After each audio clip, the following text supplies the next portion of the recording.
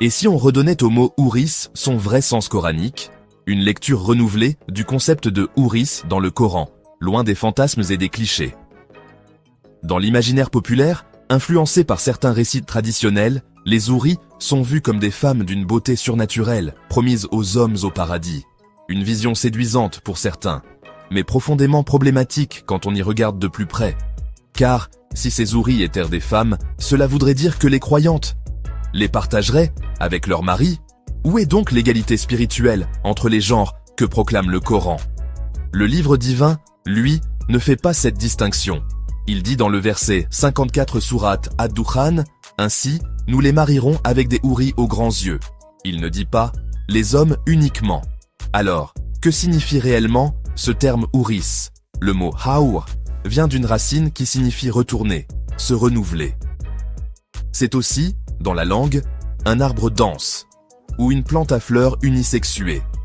C'est donc un symbole de vie, de fraîcheur, de renouveau perpétuel. Un autre verset dit, Sourate Al-Inshikak, verset 14, « Il pensait qu'il ne reviendrait jamais. Lon Yahur ». Ici encore, Yahur signifie revenir, retourner à Dieu. Et si les houris étaient justement ces récompenses éternellement renouvelées? Dans le Coran, les houris sont décrites aux côtés de fruits, de rivières, d'ombres rafraîchissantes.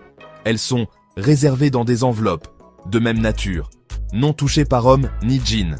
Des descriptions au féminin pluriel, mais rien ne prouve qu'il s'agisse d'êtres humains.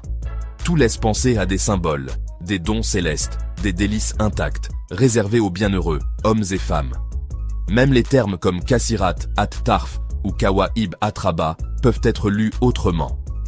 Kasirat at-Tarf, littéralement, au regard restreint, mais plutôt des fruits suspendus, à portée de main.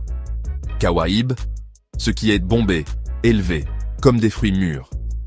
Atrab, de même nature, donc identique en apparence, mais toujours renouvelé.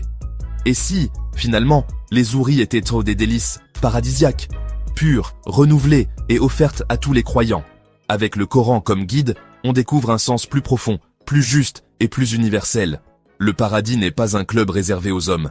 C'est la demeure de la justice divine, où chaque âme pieuse, homme ou femme, goûtera aux grâces éternelles, dans la paix, la beauté et l'équité. Je suis Issam, je lis le Coran autrement.